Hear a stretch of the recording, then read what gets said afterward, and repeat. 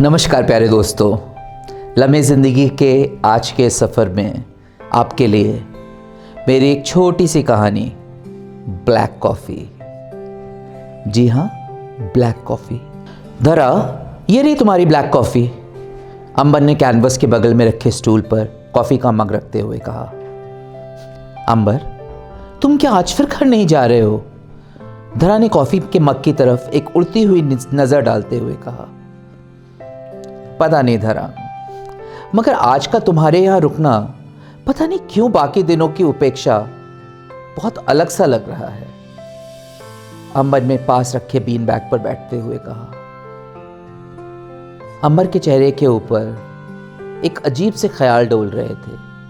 अंबर, तुम फिर bean bag पे बैठ रहे हो। अब अगर कमर में दर्द हुआ तो मुझे मत कहना। धरा ने कैनवस पर एक स्ट्रोक लगाते हुए कहा। धरा, तुम्हें नहीं लग रहा है कि आज तुम्हारे मन के साथ साथ तुम्हारे स्ट्रोक्स में भी एक बेचैनी सी है? अंबर ने मुस्कुराते हुए अपने आप को बीन बैग पर कंफर्टेबल करते हुए कहा। तुम्हें ऐसा क्यों लग रहा है अंबर? मैं तो ठीक हूं, ऐसी कोई बात भी नहीं है, बस नींद नहीं आ रही, इसलिए सोचा कि कुछ स्ट्रोक्स ही मार लूं कैनवस पे। धरा ने अपनी कॉफी के मग को अपनी गाल से लगाते हुए कहा। इसलिए सोचा कि अपने कैनवस के साथ अपनी उलझने बांट लेती हूं, मगर शायद तुम्हारे दिल ने पहली बार कैनवस पर तुम्हारा जवाब लिख दिया है।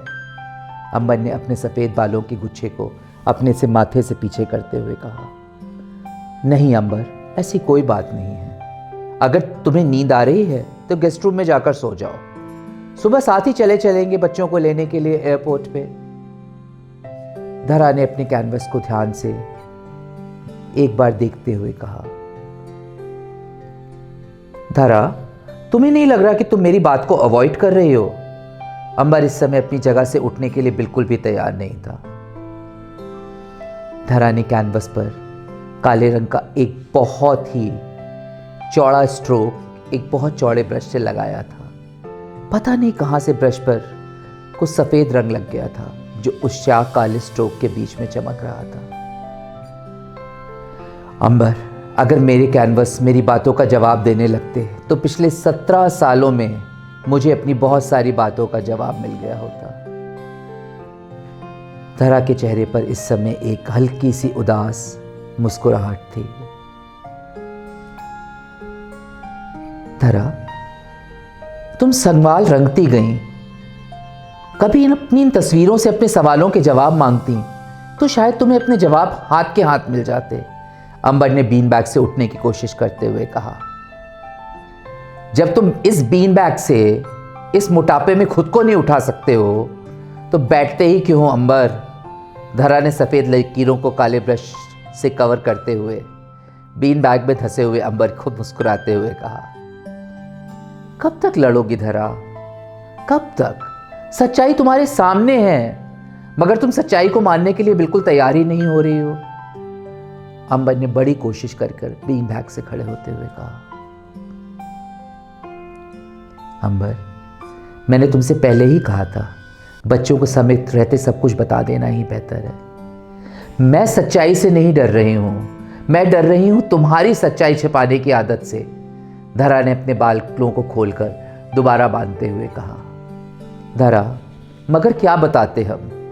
बता, यही सोच कर देख धरा, बच्चों पर इसका क्या असर पड़ता।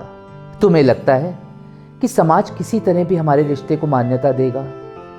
इस समीकरण में सिर्फ एक रिश्ता ही जायज कहलाएगा, या तो हमारे बच्चों का या फिर हमारा। धरा, अंबर ने धरा की खाली कॉफी के मग को उठाते हुए कहा। अंबर, तुम्हारे साथ सबसे बड़ी दिक्कत यही है कि तुम समाज से अपने हर रिश्ते, अपने हर कदम का अप्रूवल लेना चाहते हो।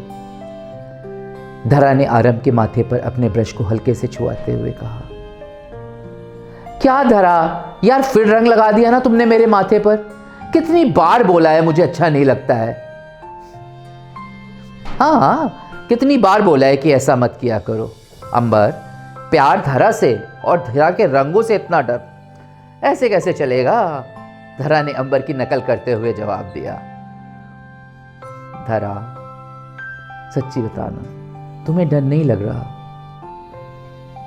कल सुबह एयरपोर्ट पे बच्चों के सामने जाते हुए क्या सोचेंगे बच्चे जब उन्हें पता चलेगा कि उनके माँ बाप के बीच में क्या चक्कर चल रहा है? अंबर के चेहरे पर परेशानी झलक रही थी। अंबर यार प्लीज, पहले तुम ये वाहियात लैंग्वेज बोलना बंद करो।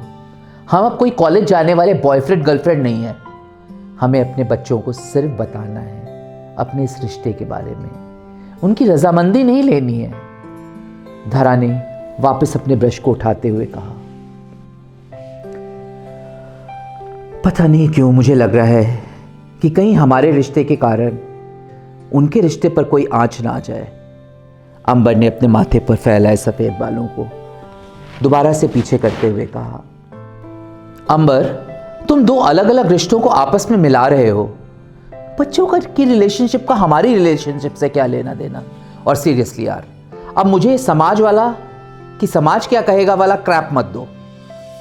बच्चों की जिंदगी यार उनकी जिंदगी है, हमारी जिंदगी हमारी जिंदगी है।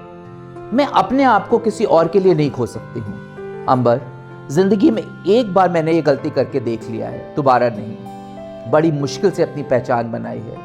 अपनी खुद की नजरों में दुनिया क्या कहती है मुझे कोई फर्क नहीं पड़ता है।